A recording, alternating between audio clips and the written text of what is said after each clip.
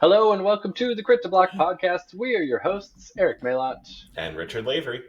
here to bring you in-depth conversation about Star Wars Legion. Today we are welcoming back our friend from Atomic Mass Games, Will Shick.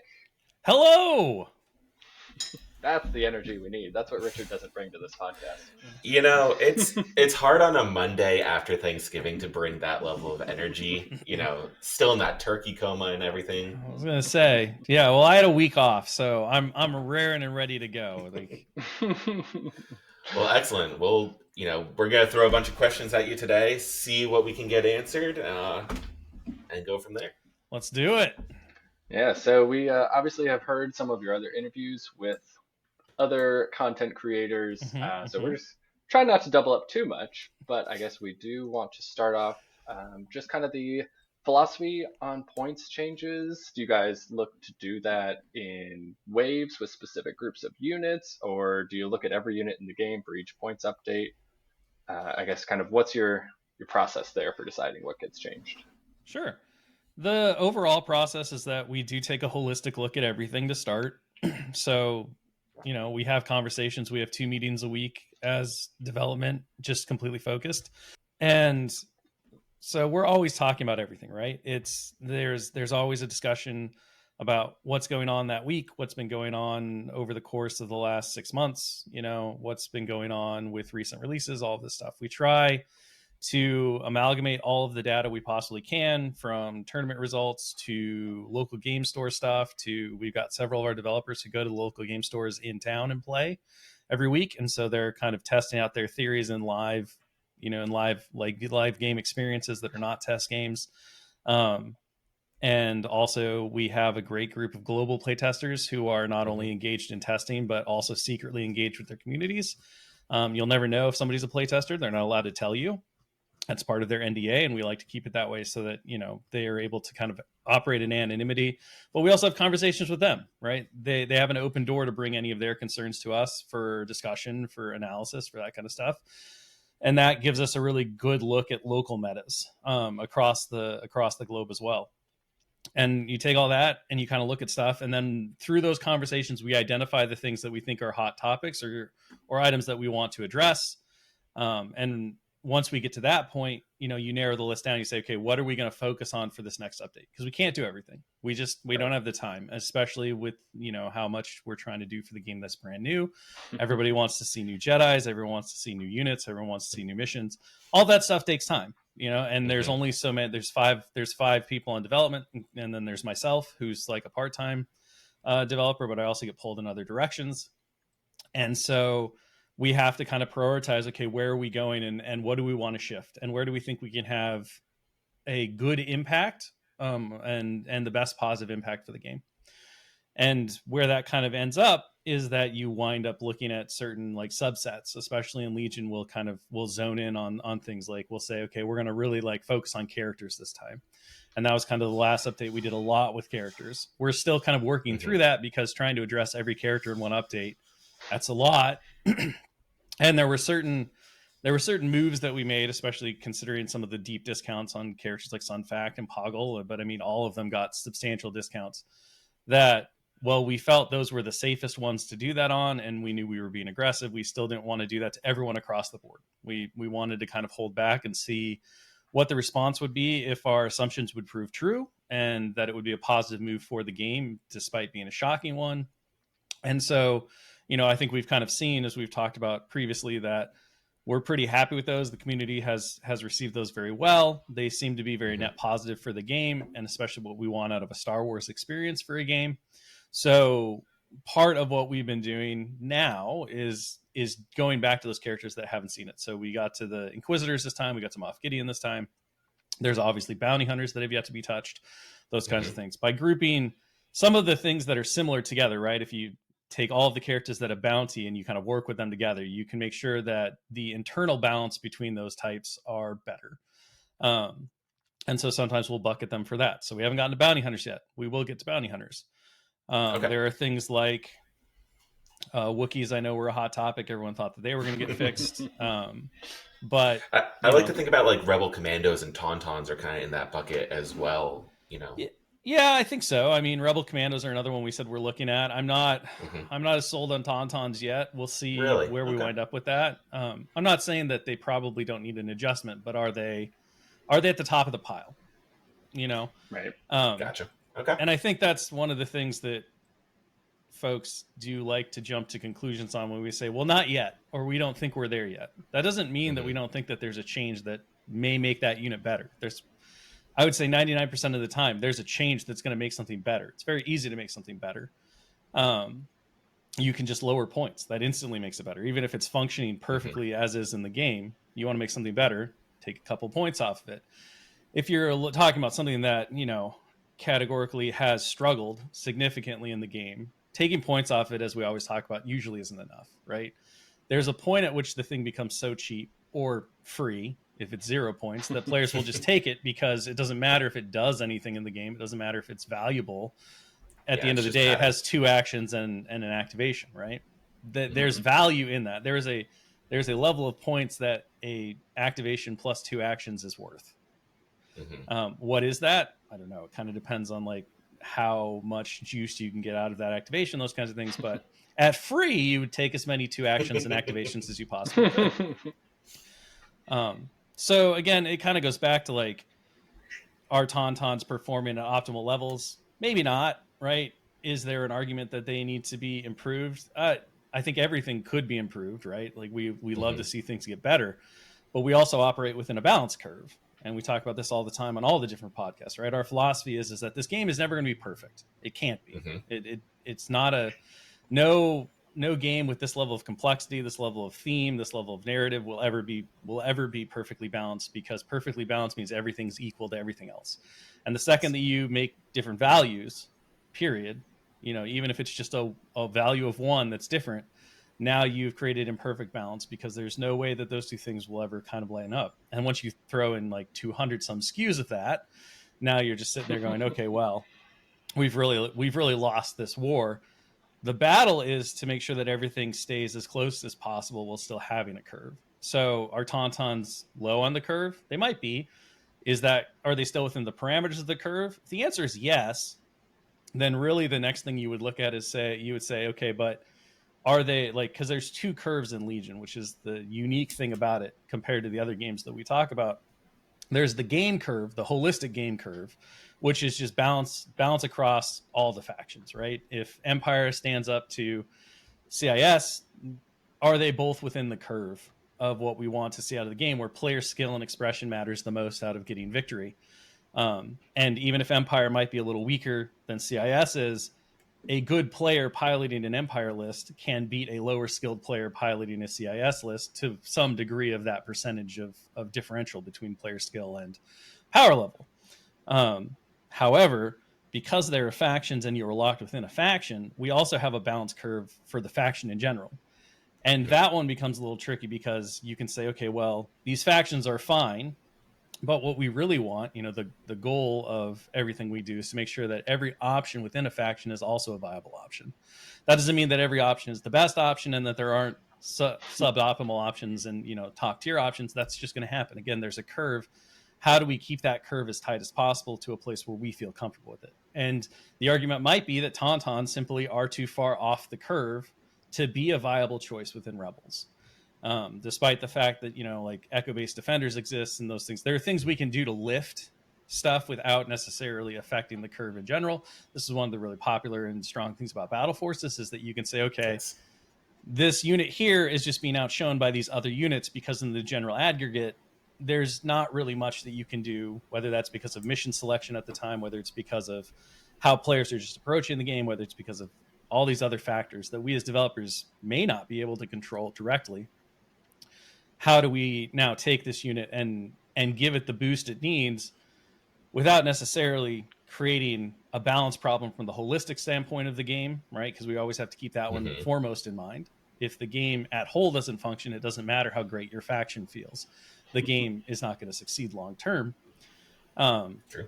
And so you can look at things like Battleforces. You can say, okay, well, Wookiees aren't particularly a compelling choice right now. What if we made a Wookiee-only Battle Force? Does that give them the lift they need to be able to do the thing they want to do? Is that enough, right? Or Tauntauns. Kaneko-based defenders now provide a place for Tauntauns to really shine.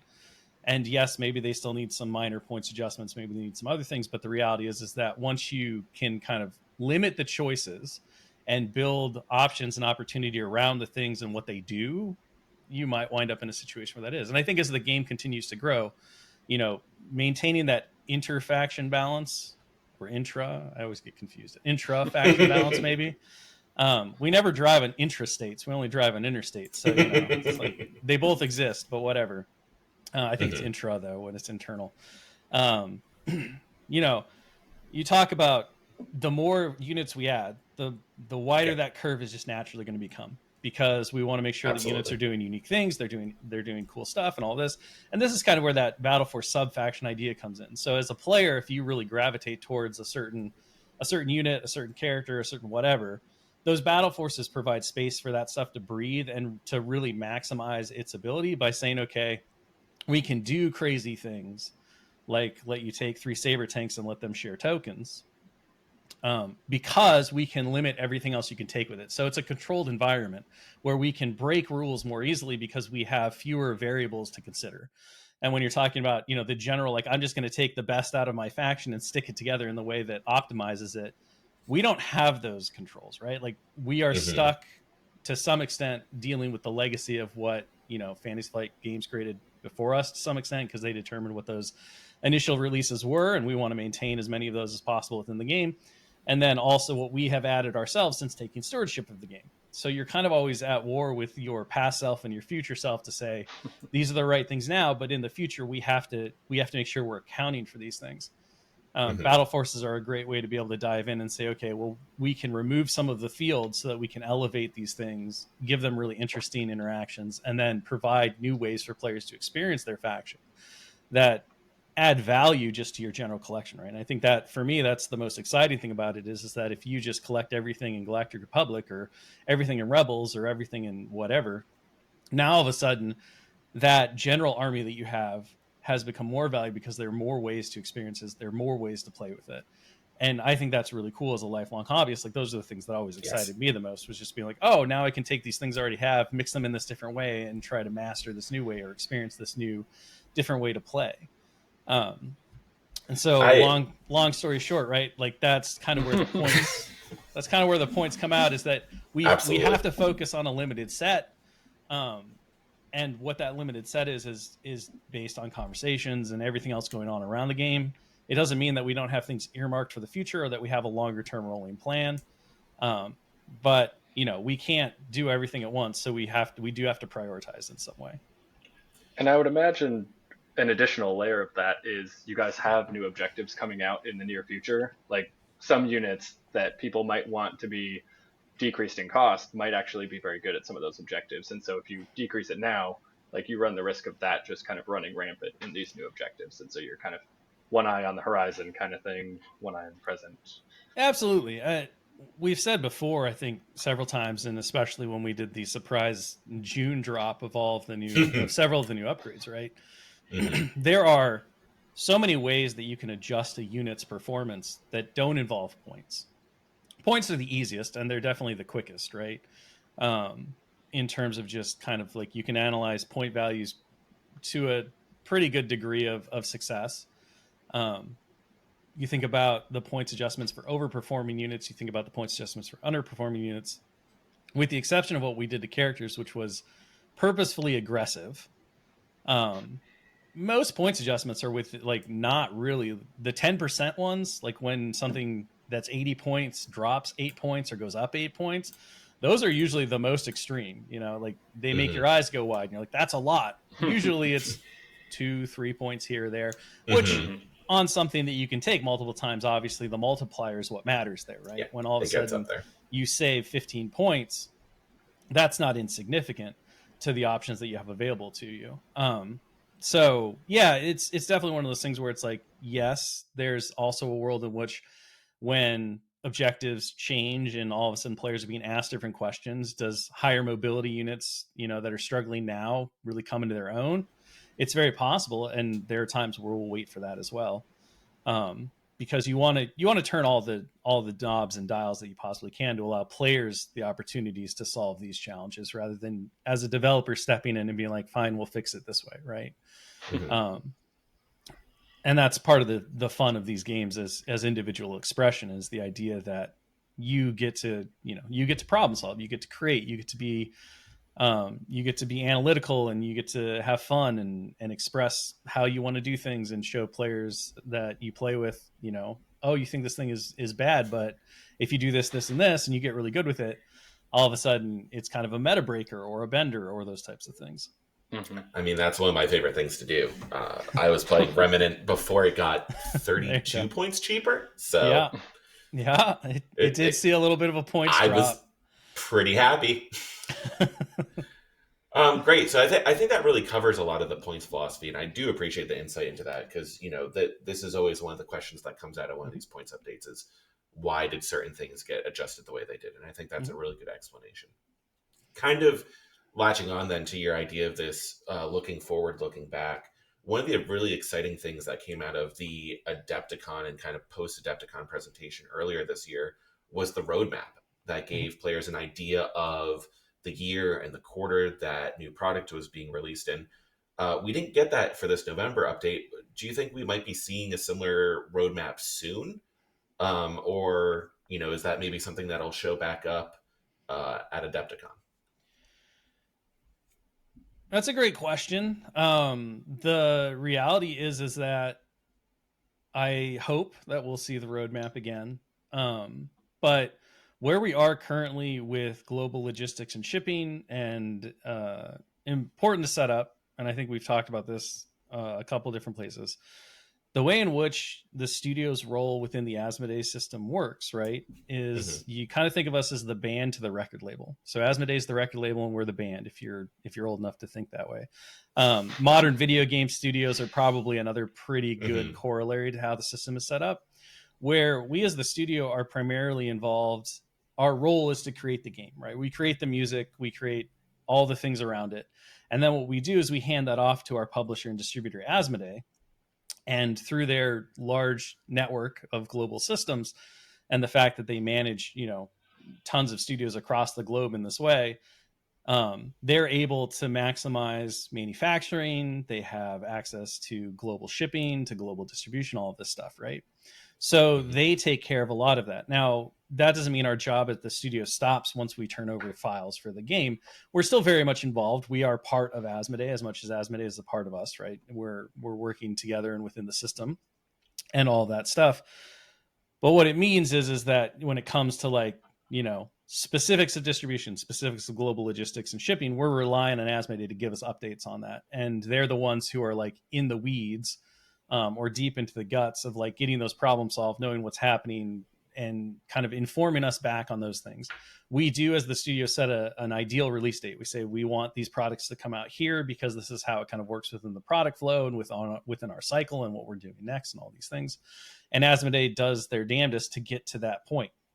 And they have a group of hardworking folks and people across the entire network whose goal is to hit those studio dates, and every studio does this. But the reality is that there are a lot of things that can affect that, whether it's, rebels shooting rockets at ships in canals, global pandemics, or whatever else is happening in the world at the time, that makes that job extraordinarily difficult than just saying ship it now and it will show up on time. And where we were with this instance is that, we just weren't at a point where we felt comfortable or confident enough in the information that we had based on everything that we were getting in terms of some of the shifts and some of the struggles and all that stuff going on with having reliable shipping dates and arrival times and, all this stuff. And we decided, rather than set something out that was at best a guess, even if it was, within some level of closeness, we just wouldn't this time. Because what we found is that when you set an expectation, you really have to be very confident that you're going to hit it. Even if you say, this is all TBD, anything could change at any point. Please be aware, this is just an assumption. Yeah, that's not how the internet works. Right? It's not response. It's not how those images work. And I think that's fair, right? When you are told to expect something within a certain parameter, it's kind of natural to be okay, this is what they believe. Um, and this time around, we were just like, I don't think it's, we just don't feel comfortable doing that. And so we're not going to. We're going to keep things until we have a better understanding of like where we're sitting and all of that. So when we have that, will we come out with an updated roadmap? I think so. When will that be? It's probably not going to be this year, to be perfectly honest with you. Like, there's a lot of moving parts to this, and as things obviously get shuffled and shifted because a ship like suddenly doesn't make port in one place, well, that has a knock-on effect to everything else. If you run into manufacturing delays because of X, Y, or Z reason, now all of a sudden those are going to have like a cascading effect on other things. So there's so many moving parts to it that it's very difficult to just be like, oh, this one thing got missed, we just have to adjust the dates by this, because they kind of affect everything. And so where that kind of leaves us is, we're at the moment just operating under the old system of, as things are ready, they get announced through the normal solicitation process, which means we post them on the website so players can see what's coming next. Stores get communications on that. And we kind of have a 4-ish month window of this thing's coming. It comes out in about 4 months. And that functions. It's not, I think, what our ideal is. Our ideal is to provide a longer term roadmap, which we have done. But for the moment, that's kind of where we're at. I hope that on the Adepticon roadmap, which will be coming up in March, we'll be able to provide a pretty confident relook at what we showed previously in March this year. Will that be true or not? I don't know. I think that there's a high degree of likelihood that will happen, but there are a lot of things that weren't on my bingo card for the last 3 years. Yeah, so that's fair. you never know, right? Like you just don't. And the best that we can do is kind of be as transparent and informative to the community as possible, and to the retailers as possible, and then adjust accordingly. And so we'll see where we come up, right? Okay, and in kind of that view, then, with the information you have, I know on one of the other casts, I believe it was the Scoundrels one, you had said players shouldn't really be expecting any new product Q1 before Adepticon. Basically, we have everything to work with that we know of.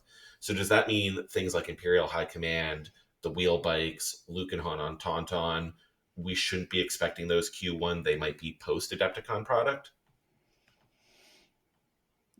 So you definitely won't have any new, like, there won't be new objectives for Adepticon, right. Or anything like that. I think currently the new mission pack is set to come out like the week of, but obviously that's far too close for us to be using that in a high level of competition, those kinds of things. So they wouldn't be allowed. That'd be fun for an Adepticon. Yeah, it's the community split. Some of us chaos would really like that. Just throw an absolute wrench into everything. There are two types of people in the world who watch The Wizard. There are those who were like super excited that a brand new game was the final level challenge of the competition, and there are the people who are like, that's complete bullshit. Like, that's just not. It's not even fair. That kid won before this, and now he's got to figure out that the flute takes you here, and all this. So, but yeah. So, and that kind of is true of things like you mentioned, the wheel bikes and Imperial High Command. They are currently slated to exist like very, very close to Adepticon at the moment, but those could shift. I think what we're really looking at is, because of the volatility of those kinds of releases, that even if those things make their current dates, we likely will not have them be usable at the event, because they'll be too close to the day of.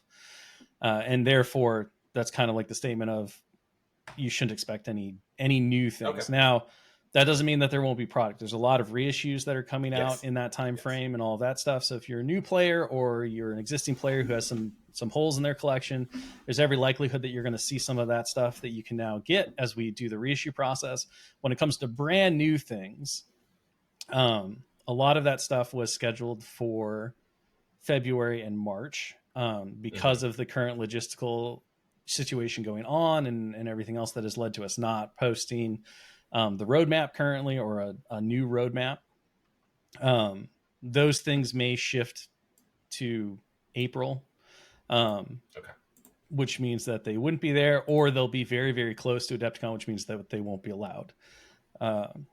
And so in the end, right, what that really kind of entails is that if you're going to Adepticon and you're concerned about that, there's not going to be any like surprise. You have 4 weeks to adjust to this new unit or to this thing that's come out at this point that I am aware of. There's no like Asajj Ventress 3 weeks before legal for No, Adepticon situation. not this time. Not this time. And I think, when it comes down to our tolerance of how close to an event, if something comes out the month, within about 4 weeks, we feel like most players who are going to those events can adjust and adapt pretty easily. Once you get within that 3 week window, it's a bit of a discussion. And then when you're within about 2 weeks, it's like, it's probably just best not to do it. We do have differing philosophies on this, so we kind of go back and forth. Pagani used to be the guy who would buy all the pre-releases and paint them the night before and then go to the event the next day and play with them. And there's a bit of power move in that, but there's also like there's like one of those people for every 1,000 other normies out there who are like, I need some time, to be able to figure this stuff out. But that's kind of where we're sitting. It's unfortunate that we're just not quite at a position where we can be that confident in those things that are going on, but our best, that was incredible. I was like, is that a door? Like,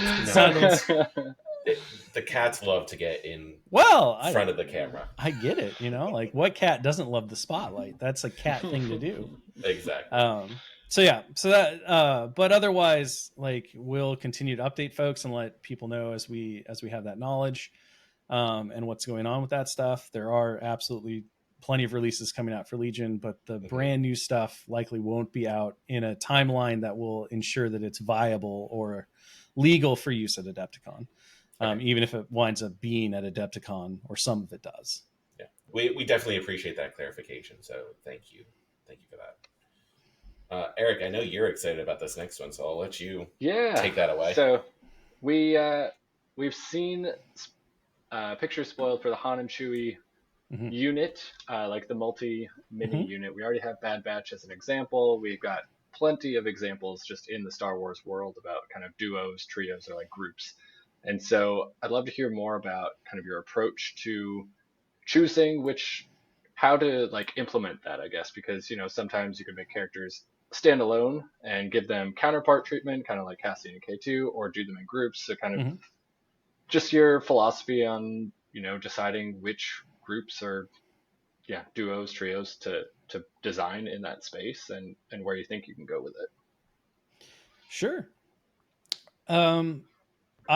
So tackling this in parts, I think when you look at kind of all of the things we've talked about with Legion, wanting to see more characters available in Legion, wanting to see players have the ability to see more of their favorite names interact on the table, but also maintain Legion at its core as to what it is, which is a mass battle army game, which means that the star of the show should be units, right? If we're not here to play Hero Hammer, to use an old 90s term, I think that's a viable game, but it's not what Legion was generated as. It was generated, and the reason that I can kind of safely assume that is because if you look at the way the original designers created the org chart, it was, you can take 4 characters and then you had to take, 3 core troopers and all this other stuff. Like the way in which the Force org, it wasn't 50% characters, 25% core, right? For the really old folks among us who remember the percentage days of army construction. On top of that, the way in which the characters were costed was very, very like difficult to take 4 characters, right? Even if you're like, well, you get 4 slots, that's like half your army. Okay, when all your characters cost 150-ish points, and you only get 800 points to play with, like there weren't very many lists running around with the max allotment of characters that were going to be successful, because the game wasn't built that way. And so, at the end of the day, our goal is to look at it and say, well, there's this tension, there's this dichotomy in every Legion player, which says, I want to play an army game, but I want an army game that lets me take all of the characters and combinations that I wanted to see on the screen. And so one of our real thrusts, as we've talked about a lot with the second edition, was how do we merge those two, or at least bring them closer together. Part of that was aggressive, character cuts. Part of it was increasing the points by 200. Although a lot of people could argue that also allows you to just take more units, so the armies get bigger, which is also very exciting and kind of important here. And then we've done other things, like we've made aggressive cost cuts on characters. We have introduced the new character upgrade cards, which allow you to take way more characters, which I think is a great solution. But on top of that, I think a lot of the times when you kind of look at players saying, oh, well, I want to take this subset, these characters together, the reason that they do is because that's what they saw in the films or the media, right? Like, you kind of identify that Ahsoka, Rex, and Anakin should always be running around together because that's how we normally see them. They don't very often operate on their own, like individually. Right. In those shows, there's always with a supporting cast or a cast of central characters around them. And when we had to tackle the Bad Batch and we said, how do we do this? And we came up with the character unit idea, and we kind of refined what that meant within Legion, and we saw it operate really well, and we saw players really gravitate towards it and it be a success. That was a big like achievement moment to say, aha, we have a way to do these things that allow us to bring more characters on the table in a way that makes them units that work within the Army game system, and that also allow players to really live those pairings in a flexible way, right? Rather than having to spend 2 of your slots to take Han and Chewie, you now just spend 1 slot, you get them both. And they operate in a way that makes them feel like the pairing that we see on the films, right? They operate as a team. They're not 2 individuals kind of like running around doing their own thing, and maybe they have a couple of keywords that interact with each other. But for the most part, they could be on 2 different wings of a 6-foot table, and you wouldn't really notice a difference in their performance. That kind of ruins the fantasy as well, right? Like, when you think of Han and Chewie, you want to see them getting each other's backs and working together, and Chewie using his strengths to supplement Han's strengths and those kinds of things. Doing the character units really lets us do that. So you asked about K2 and Cassian. Well, we didn't make those. If we had and we were to make them today, they absolutely, I think, would be a 2-character unit. Because that's how you think of them, right? Like, there's not really a moment in those films outside of when K2 is guarding the door, and even then they're kind of within unit coherency anyway, probably, given how little space is between that wall, that they're not working as a cohesive unit. Now you talk about Andor from the Andor series, that's a very different Andor, and that's before K2. He should be probably by himself, right? Like, I don't think that you really, because of the way in which that show is set up and the way in which he progresses through it, he has a couple of touchstone supporting characters that we see repeatedly, but he's always doing the thing himself. He's a lone operator. In that kind of way, right? It's weird to say that the Cassian that's currently in the game, well, based on his appearance in Rogue One, to me feels more design intent like the Cassian we see in the Andor series, where K2 kind of shows up at the end, and we understand that maybe they work together a little bit, but that's like 1.5 episodes at most. Right. And realistically, Andor is mostly in the field by himself doing Andor things. The Rogue One version of Andor and K2 is they're like the odd couple. They're married. They don't go anywhere without each other. And we love it. Like, we love that for them and how that relationship works. So that's kind of where I think we come down to the thing is like looking at, these days, if we were to do the Ghost Crew, if we were to say we want to get the Ghost Crew in, the way in which we'd get the Ghost Crew in would be to make them a unit, because that's how people want to see them, right? And we've seen that repeatedly. We've seen folks, constantly clamoring for more of the Ghost Crew since Sabine was introduced, like before we even took over the game. And the problem is like, how do you play 6 characters of the Ghost Crew when you're only allowed to take 4 characters at most? How do you solve these things? And Sabine being by herself is cool if you love Sabine and you just want to see the adventures of Sabine that we didn't really see in the show. But the majority of us, from all the commentary and all the discussion, right, we want to see the groups that we fell in love with be groups together on the tabletop. And that really kind of comes down to like, how do you determine how are you going to do these things? How, I think a lot of it is influenced by the narrative and the theme of the media and the point at which the character is being drawn from. We always do theme first design. We talk about that all the time. The first thing we do is we say, who is this person and how, like, what are the important beats that we have to hit to make that person feel like who they are on the tabletop? And from there, it's okay, now let's craft rules around this design and these important beats and figure out how we're going to do that from a rules perspective. And if we can't find a rule to do that, we'll invent a rule. If we can find rules to do that, that's great. And then the balance comes with these foundational pillars of, well, this thing's too good. And we look at that and say, okay, but that can't change because it's an immutable point of how this character feels like the character. So what can we change around it? What can we adjust that is not, a core tenet of what we feel like this character needs to be in those types of things. And it's a very, like, it's super exciting. I say this all the time, but it's super exciting to have that tool of character units in the game because it does so many things. It checks so many boxes and it allows us that flexibility and that freedom to, I think, really tell the Star Wars story and allow players to tell their own Star Wars stories in a manner that we haven't seen available to players, but that players have wanted since day one. And so that's very exciting, right? Like, I think that's absolutely a thing that we're going to continue to build on and everything else. And it also comes down to, the episode 4, Han and Chewie. Mm-hmm. They're a perfect example of, like, you see them as a pair, they're always together. Episode 6, they're kind of fighting together, but really every character is doing their own thing. Like mm-hmm. Chewie wanders off and runs an ATST, and Han Solo is like doing Han Solo shrugs, and Leia is actually like, doing all the murder and those types of things. Luke is on a Death Star, right? Each of those characters well together is very much telling their own story. They're all the main character in their own way. And so having those all appear as individual, units within the game makes a lot of sense. And I think that's like kind of where it comes down to. You have to say, okay, philosophically, right?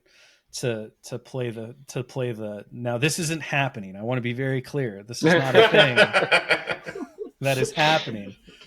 But, if you look at, let's say, episode 4, and you kind of divide up the characters.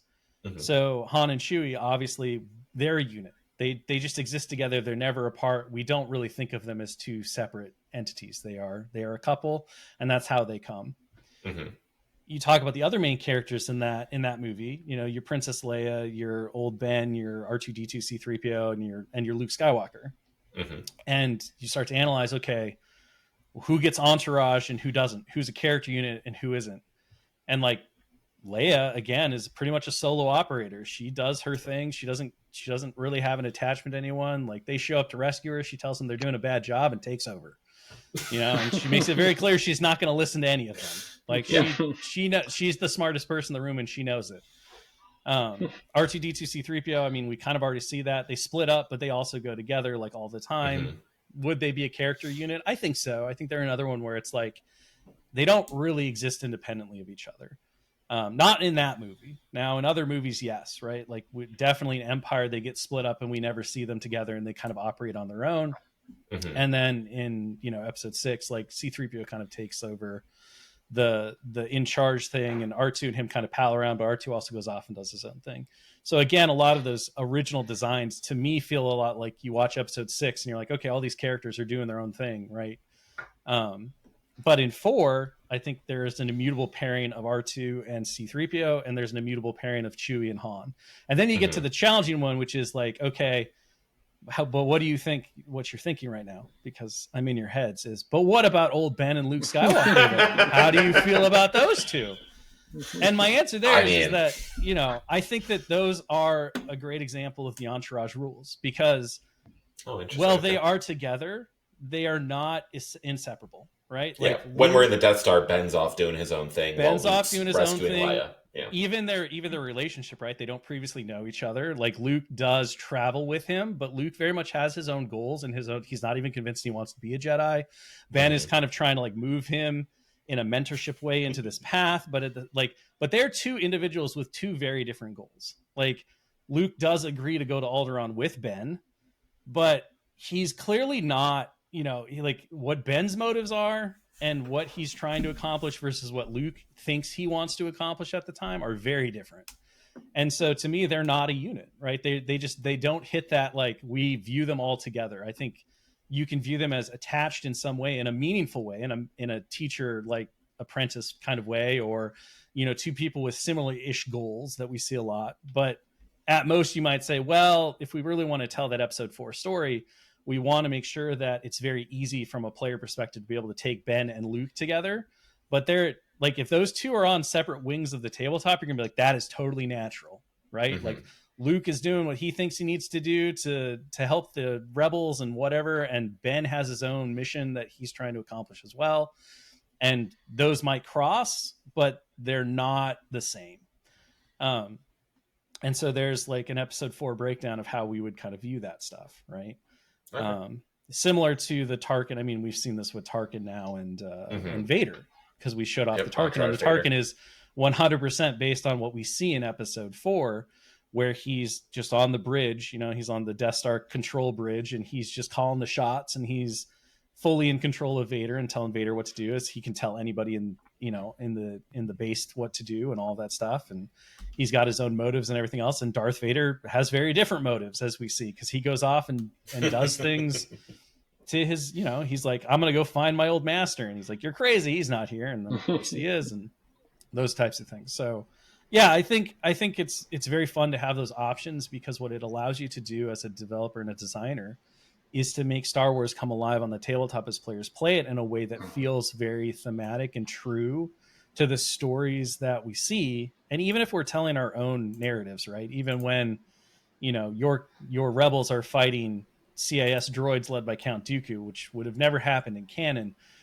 it's still important that there's an authenticity there, that there's a relationship that says, this feels like the movies. It feels like, you know, the characters that I've seen before, because what that does is it allows the crazy player choice things that we create to still feel like we're in Star Wars itself, without the limitations of following a canonical storyline where it's like, well, you're not allowed to play clones against the Empire because that never happened, or did it? Who knows? Like, the Legends, it's murky. It's murky. There's a lot of things stories, in Legends, you know? That can get a little. They might have happened, but they might not have. We don't know yet. Maybe someday we'll find out. So those types of experiences that then we tell our own stories, but they feel very natural and true to Star Wars, I think is what makes the game truly exciting from a fan perspective, right? There are players who approach the game from a pure, like, I just like the mechanics and the rules, and it could be themed or skinned to anything, and I don't care. But I think those folks are probably a very small minority to the people who have some attachment to the IP, to Star Wars, to the setting. And like, what really hooks you is when you go, oh my gosh, it feels like we just told a Star Wars battle on our tabletop with each other, and I want to do it again. Yeah, I all this did for me was put something on my wish list I didn't know I had, and that is an Andor unit with like Mel, Nemec, and Cinta. Like, I want the Andor unit. There you go. Well, Eric, you've been dreaming. That's on my wish list now. You've been dreaming of a Scarif Battleforce since I have. We saw those characters coming to the game. Yeah. So I was a triple Pathfinder guy before it was cool. There you go. I mean, it still isn't cool, I guess. But it's just no longer in the game, buddy. So kind of jumping off in a slightly different direction then. That was great information. I also have wish list items, because now I'm thinking about all of the Jedi I love and their pad ones that we see. Like, I'm a big Luminara fan. I would love to see like a Luminara Barriss unit now that I wasn't thinking about before this. So let's jump into battle forces, because those are making a splash on both the competitive scene, and also we're getting new battle forces. You know, we just got the 212th, we just got the Stormtrooper Battalion. And kind of in that vein, one of those battle forces we just got has command cards, and one of those did not. So kind of, what's the design process? What's the flow chart that, yes, a battle force gets unique command cards, or no, they do not get unique command cards? It is wholly dependent on what the battle force needs to be functional, and to hit the themes that we want. So, you know, there's a lot of questions that go into it. Typically, when we start the battle force process, we don't have command cards included, right, in the initial draft. The very first like kind of look at a battle force is this is the theme, again, theme first. These are the units that we want to see in it, and this is kind of the battle force's goal. Like every battle force has to have a reason for existing. It's not just let's just make this thing. Sometimes that reason is with like the 212, for example. The 212th is a very iconic battalion. Obi-Wan has been in the game forever. We also have Clone Commander Cody. We want to give them the same treatment that Rex, Anakin, and the 501st got. Like it just is a no-brainer to bring in this very iconic regiment or battalion from the Clone Wars, and we have the characters to support it, and we have the things in there. And from there, you then say, okay, well, let's dive into like what makes the 212th the 212th. Like what makes them different from the 501st?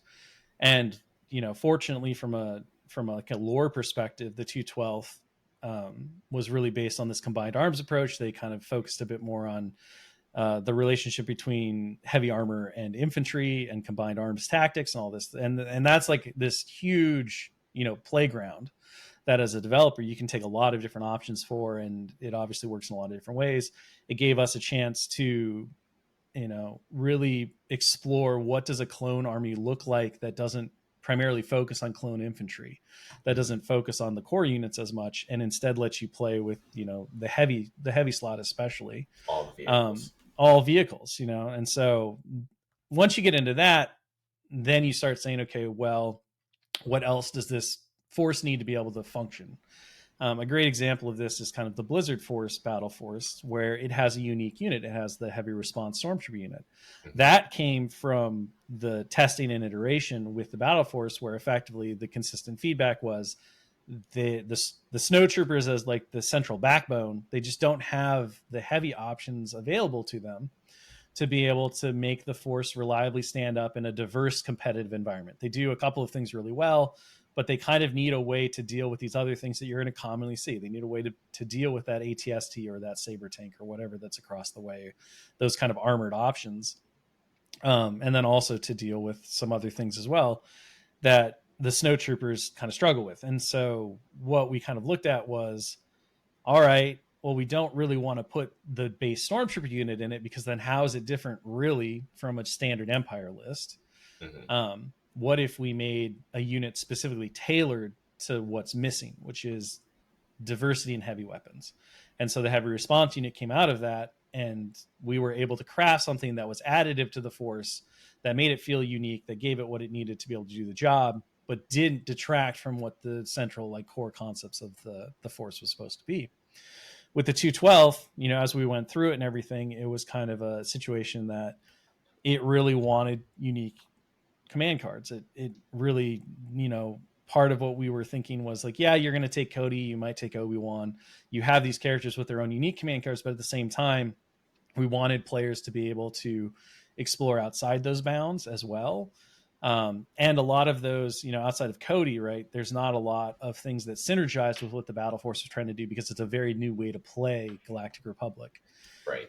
And with that, kind of the solution was, okay, well, let's give it some command cards that allow it to really operate fully within its own bounds and with what it's trying to do, because we don't think that the generics that are available to the Republic are necessarily going to hit the bill. The character ones are good, but like if you don't take both characters, you're now kind of limited to the generic command cards. And we really want those generic cards long term to be cards that you only take when you absolutely have to. They're not exciting, they're not flashy, they don't really have any faction identity to them. So the goal, I think, long term is, a lot like standing orders just kind of exists because you have to take a standing orders. Ambush, push, and assault are ones where it's like, I just don't have an option that really makes sense, so I'll just take this catch-all, and I will have it in the background to use, but it's never the card that you're expecting to pull out, right? It's just there when you have to use it. Right. And some more of those is good. Now you look at the Stormtrooper Battalion, and the focus of that is very much like it's just Stormtroopers. It's supposed to be that iconic, like what we think of in the movies whenever we see the Empire show up, especially the original trilogy. It's all Stormtroopers all the time. They do their thing, and it's very cool. It also gave us a chance to provide, kind of the tool that is missing or can be missing to really make Stormtroopers sing, which is easy access to aims. And so if you're a player who's like, I want to play Stormtroopers, and I want to live that fantasy of playing all the Stormtroopers and feel like I'm playing in one of those original movies and just sweeping through everything, like what does that Battleforce need to really bring that up? And so that one was very much designed from we want this idea, we want to be able to play a Stormtrooper battalion like we see in the movies.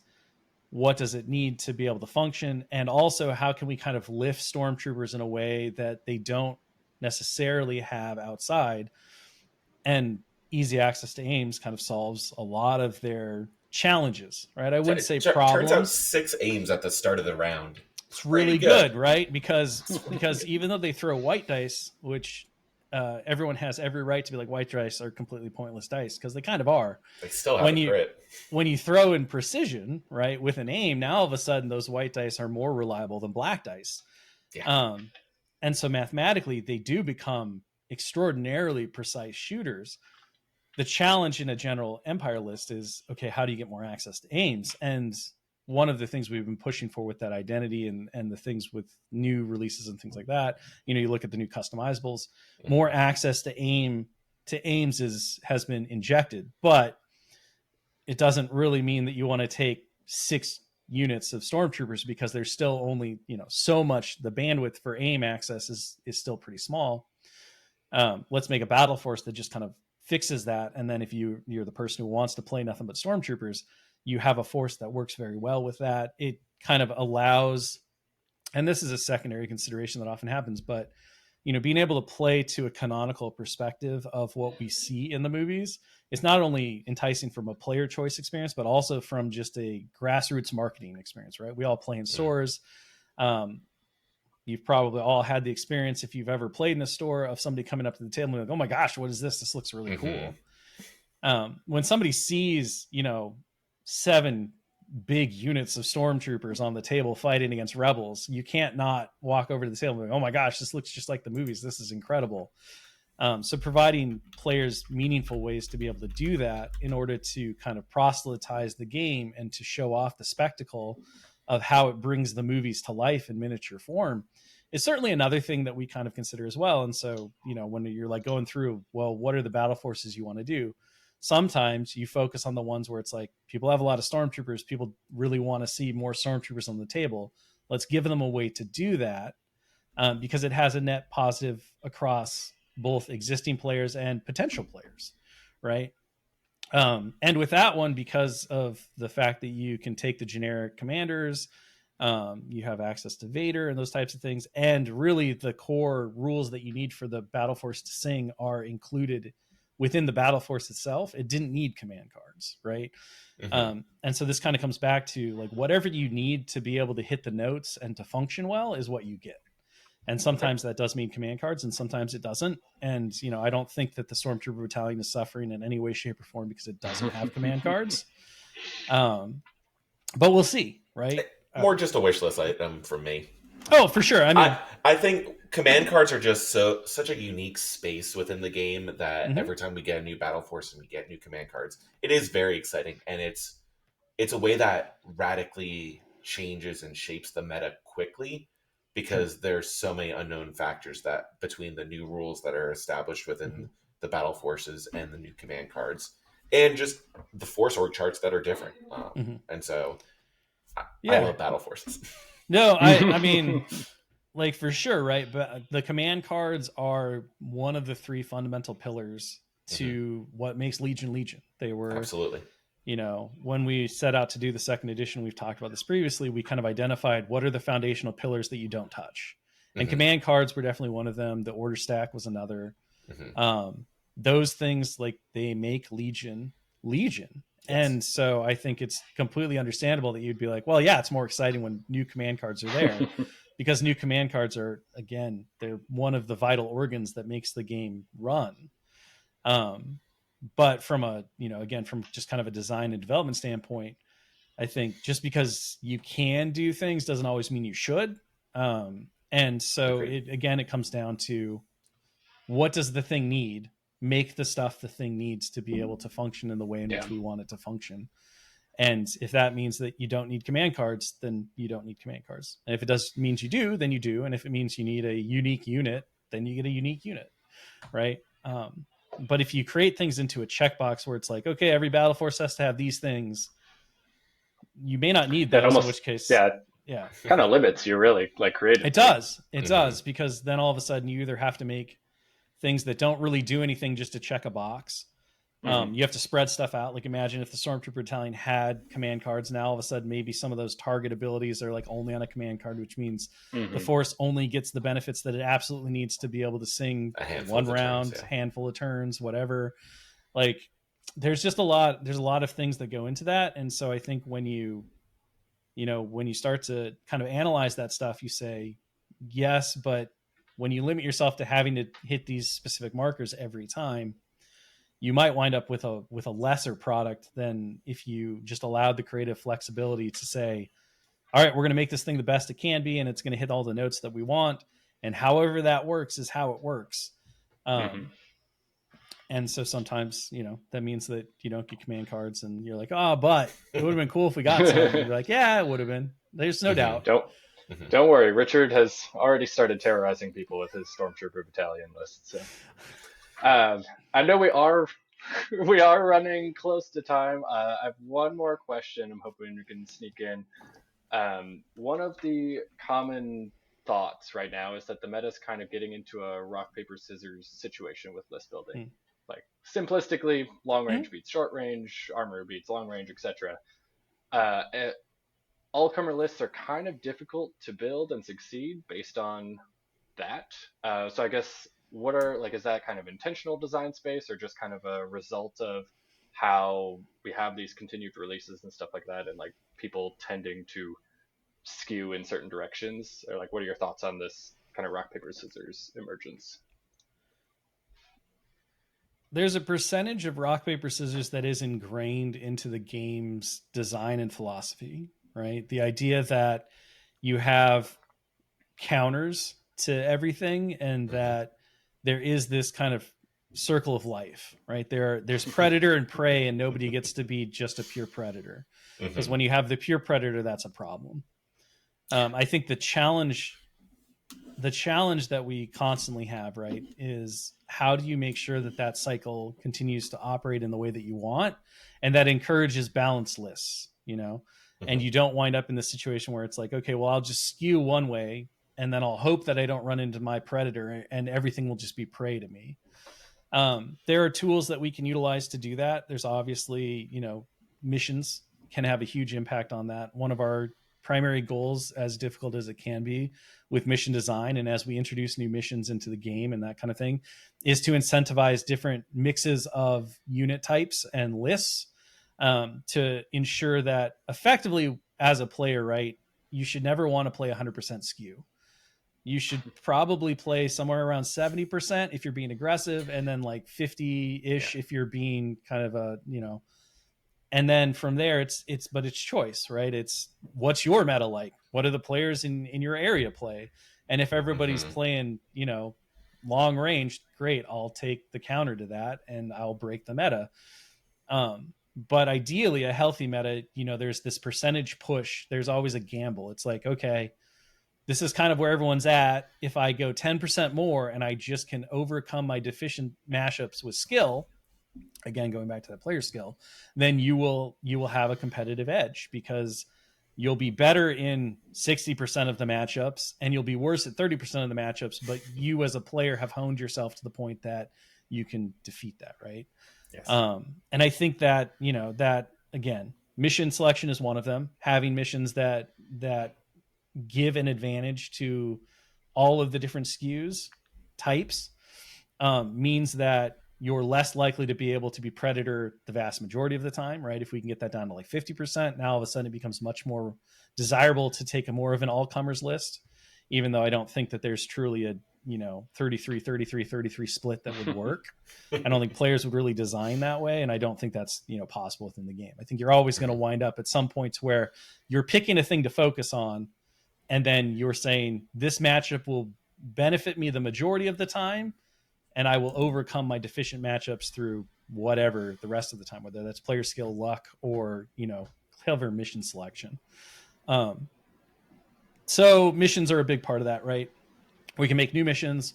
We can potentially, if the current mission selection process just simply isn't providing the randomness, I guess, to incentivize players to not feel like they have control, right? That's another big thing, is like, if you can go in confident that your mission choice is always going to show up, it's a lot easier to build skew, because you're just like, all right, well, great. I never have to go up against my poor matchups, because I can just control it from day one.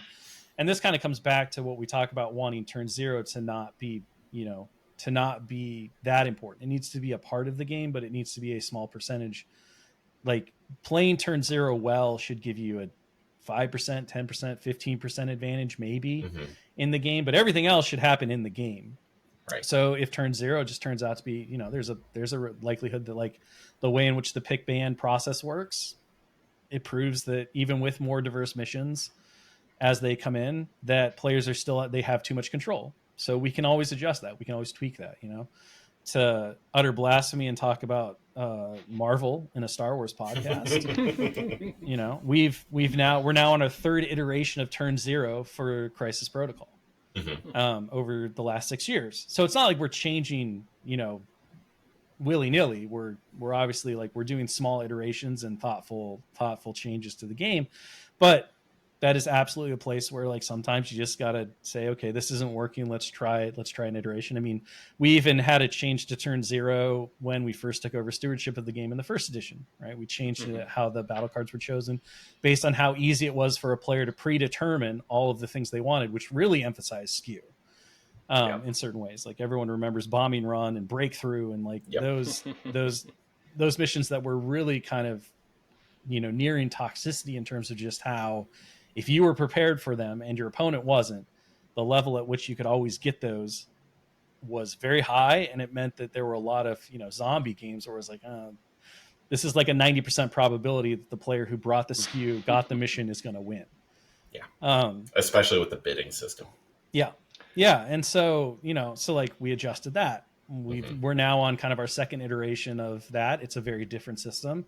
If it doesn't work out, we can adjust there. We can obviously always introduce new predators into the system through new releases, right? Like, again, that's part of the fun. And I think the challenge of the job is that, we're, on the one hand, we're letting the players create a meta using the tools that we provide, but we're also watching what they're doing in that meta, and we can directly influence it by saying, okay, well, here's a problem, right? We're going to make this unit that does this new thing, or that answers the current meta in a way that's very powerful, and we're going to throw it into the mix, and we're not going to provide a direct solution to that until 6, 7 months, 8 months later, whatever that course may be, and then we'll shift the meta again. So we can directly impact the meta through new releases as well. That gives us a tool there. So there's a lot of different ways to do it, and we have battle forces, we have upgrade cards, we have all these different things that we can be more dynamic on. So I think, when it comes down to it, like, is skew bad? It depends on the percentage, right? Complete skew is obviously not a healthy place to be in. It makes for unfun games. But I think the way in which players interact and choose, where they want to focus and where they think they're going to get the best results, it is somewhat incumbent on the player base as well to react to that. And that's what makes an exciting meta, right? When all of a sudden armor is dominant in your meta, you say, okay, how do I beat this? Because everyone's bringing this now.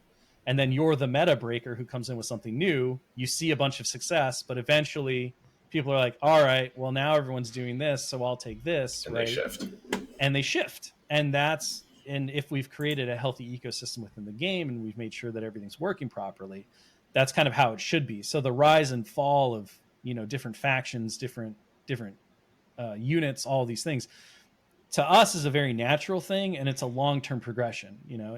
If for 6 months out of a 6-year cycle, this specific faction, like CIS, is just the best faction by, I think currently the win rates when we looked last were within 10% of each other now, or 12. It might be 12, 13. It's very close, less than 15, yeah. Yeah, so like less than 15. I mean, given the number of events that are listed and the number of ones we don't see, like, that's very healthy from our standpoint. Like, do we wish it was a little closer? Sure.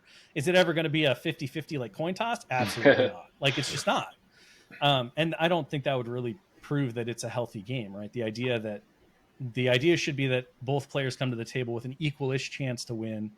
But then very quickly that percentage shifts based on the player, based on the table, based on the army list, based on the mission that gets chosen. Like there's so many little things, and that's before you start rolling randomization cubes, which no one has control over. You know, like everything in the game is meant to make the outcome unpredictable because that's what's exciting, right? That's where fun is born. Is like I don't know. I think it'll go well, but I don't know, and I'll adjust and yada yada. So I think that's kind of like where we sit with the SKU stuff is that I wouldn't say that our conversations internally have said that we're approaching like a crisis or a problem. Is it something that we're definitely trying, like we're aware of and trying to shift? 100%. We've talked a couple of times about how the new missions coming start to push molds or they incentivize different list constructions, whether that's long range, whether it's armor, whether it's these types of things. Hopefully those will move us in a direction that gets us to a point that we want to be, and we'll see a healthier, diversity in list constructions and a little less reliance on SKU. If it doesn't, we have a lot of tools to be able to adjust that, and we'll just kind of go from there. So yeah, hopefully that makes most people out there happy. I know that there's never an answer that's going to get everybody happy. Make everyone happy. There's a person out there just like, but I just want to be able to I just want to be able to brute force with my specific skill list, and that's the best way to play. Sorry, you're not going to get that. I'm very excited to see what the new missions are. Having played my first game of Outflank and Supply Run, like those alone, it is different. They're different, and it's like a whole new nut to crack, and it's very fun. It is very exciting. It's I'm very interested to see how the new missions obviously impact stuff. Unfortunately, because our lives are always kind of 2 years ahead of yours in terms of what we're working on, where my excitement really lies right now is with Battle Pack 3 and 4, because we're working on that stuff now. And because everything's iterative, right? Like you consistently get better and have a better understanding and all this stuff. It's like Battle Pack 2 is, I think, very exciting from if I was just a player looking at it. It is very different, and it brings new strategies and kind of interesting conundrums to the game in general and to list building. But the stuff that's happening with 3 and 4, like the concepts for 4 and what we're currently testing with 3, it's just another level of, this is really exciting. This is really fun. And it really diversifies the field, and I think pushes the game in really unique and interesting ways. So, all right, you heard it here first. 2027 is going to be lit. It's gonna be a wild time.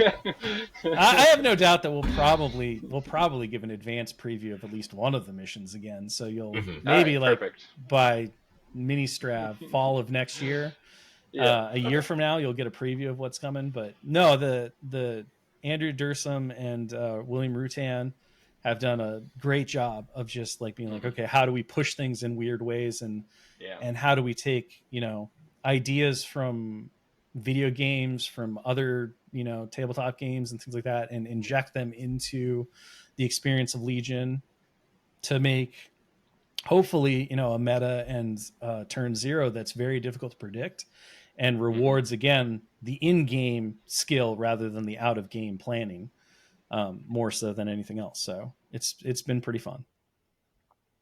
Great. That's lot of really exciting things. That's my dream job right there. It's not too bad. I mean, but then you have to give it to people who then tear it apart, right? Wow. So that's okay. You live the dream, and then you realize your dream isn't good enough. So then you have to come back and you got to fix the dream and be like, all right, well, I really liked this. I didn't like that. Sometimes they're nice. Sometimes they're like, oh, I totally see where you got this inspiration from, and it's awesome, but it doesn't work at all. And well, darn. But that's why they get paid the medium-sized American dollars. So it's fine. Awesome. Well, I know we've kept you plenty long already, so thank you so much for coming to hang out with us, and look forward to talking with you again. Absolutely. Thanks so much for having me, guys. Really appreciate it, and joining me on a early Monday morning post Thanksgiving. And we'll have to catch up at the very least. We'll have to catch up post Adepticon, if not before. Absolutely. So with that, we will remind all of our friends, don't forget to crit your block.